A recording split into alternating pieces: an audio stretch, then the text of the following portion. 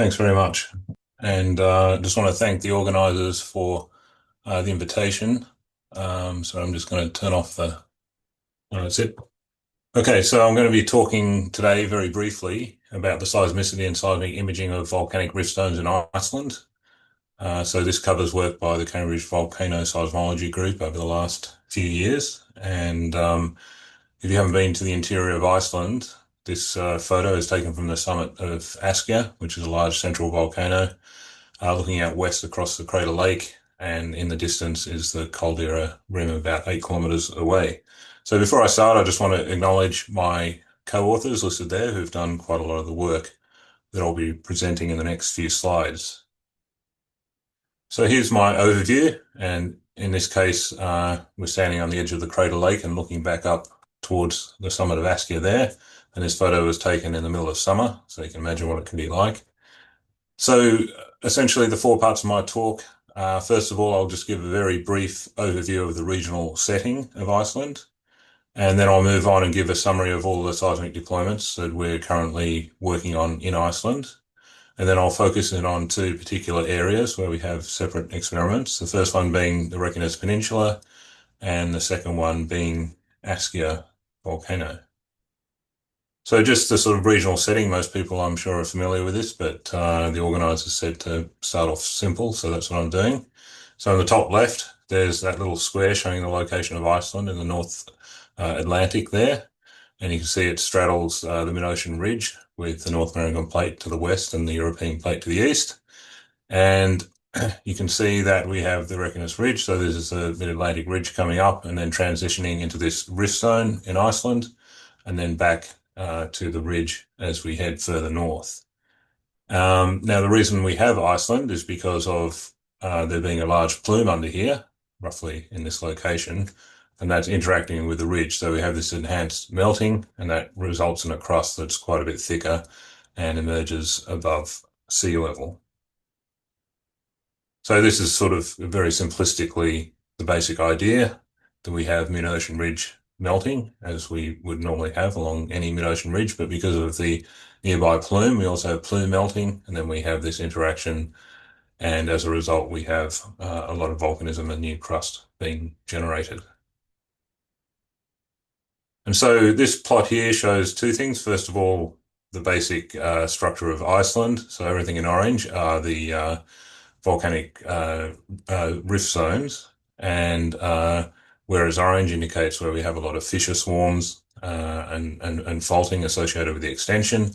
And most of these have a central volcano in the case of Askja here, but this occurs also not just in the northern volcanic zone, but the eastern volcanic zone to the south and the western volcanic zone here. And you can see that the majority of rifting is displaced from the ridge, and that's due to the plume being essentially under Vatnajökull here. So everything in this color here are the different ice caps.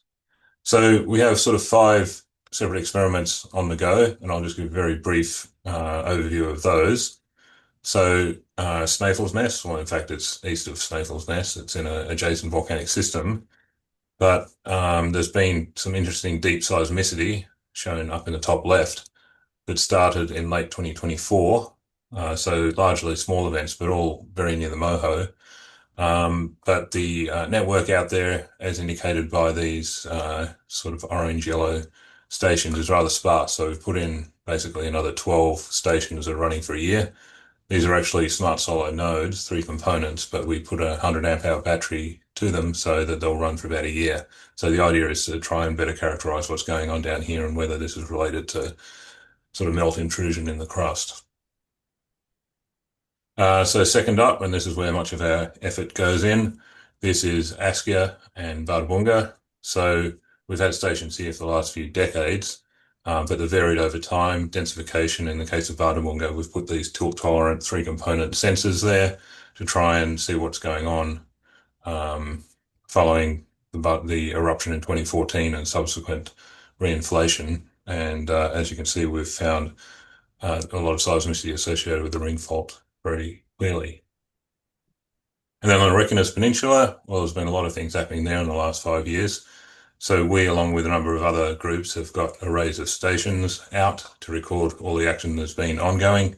And you can see these are the fissure swarms associated with the different volcanic systems, and they have this en echelon pattern, and all the eruptions have been occurring in the Frögadalsfjord and Svartsengi systems over here.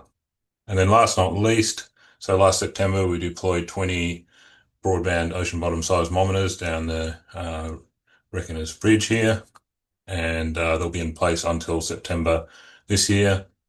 And the plan is basically to try and look at the mantle and mantle flow under the well-known V-shaped ridges, which I think will be spoken about in a subsequent talk. However, I'm just going to be talking about Askja and the Reckoners Peninsula, given the time constraints. Okay, so the Reckoners Peninsula, I think this map's good, apart from showing where the seismometers are by the different groups. It also highlights the fact that a lot of this action, or volcanic action, is occurring very close to the built environment, given that over 70% of Iceland's population lives on the peninsula. And we have a major airport up here, Keflavik, which is only, some 20 kilometers away from where the eruptions occurred. And then Reykjavik is only about 30 odd kilometers away. And so we have a bunch of stations here, and we collaborate with the Czechs and also GFZ and a few other groups on the data we collect since 2020 is when we first deployed it. And here are a few pictures from the field. So top left is working with the Icelandic Coast Guard to deploy OBSs. Top right, one of our instruments right near the first eruption at Fagradalsfjall, and you can see that it's very nearby. Bottom right is some students deploying one of our instruments, and then on the left here is the eruption sort of in twilight. And during the first eruption and subsequent ones, that was in the middle of COVID, and it turned out to be a bit of a tourist attraction for people to come fly in for the day from overseas because it was so close to the airport and come and have a look and then leave.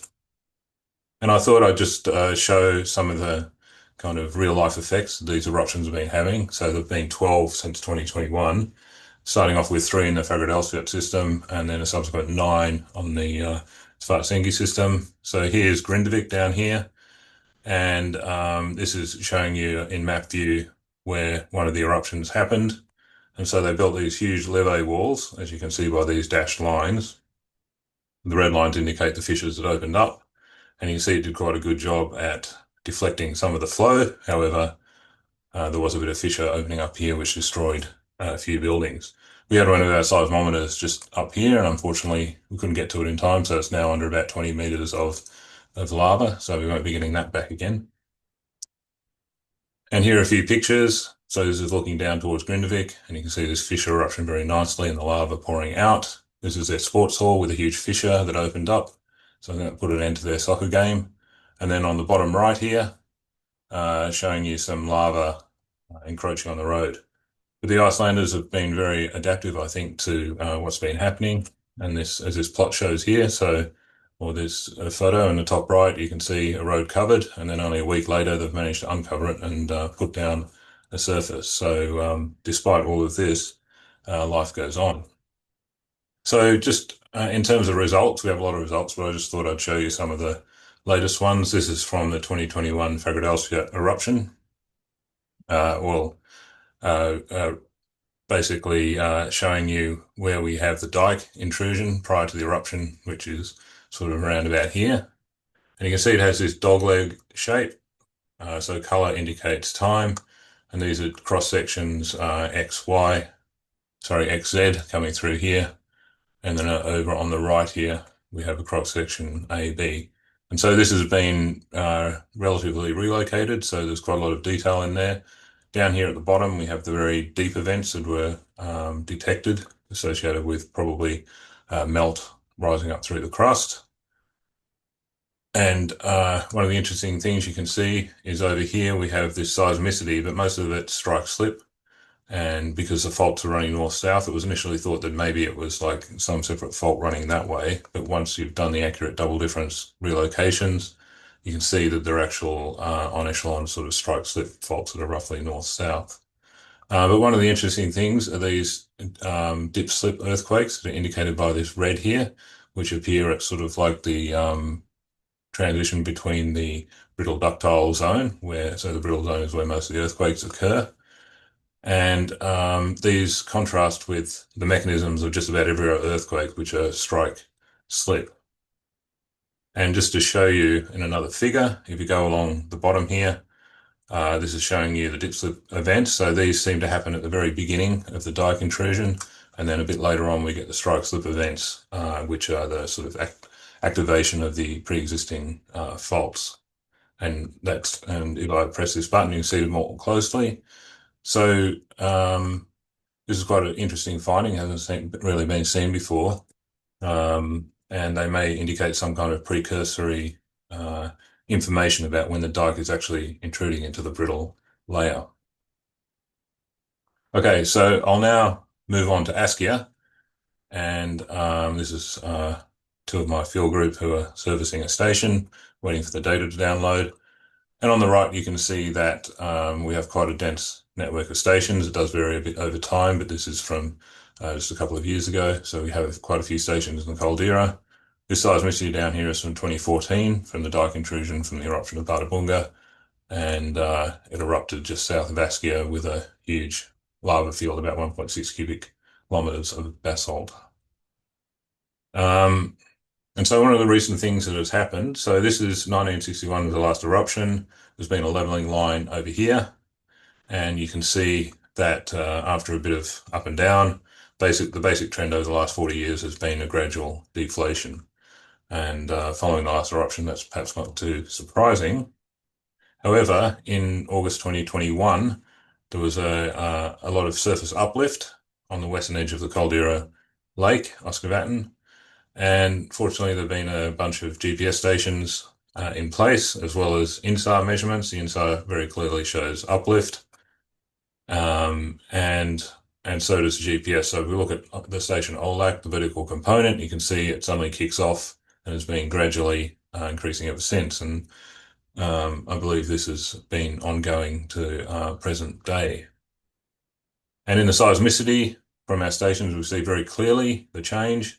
So this is roughly August 2021, and we go from the background seismicity to a sudden surge. So the red shows the cumulative seismicity. So it's interesting that it coincides almost exactly with the deformation picked up by INSAR and GPS.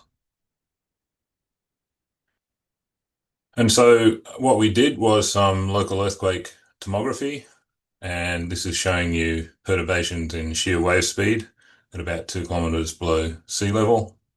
And you can see there's a very distinct low velocity anomaly offset from the lake, which is shown by this ring fold here. And so on the left here, it shows you the gradual deflation from INSAR over about a 5-year period.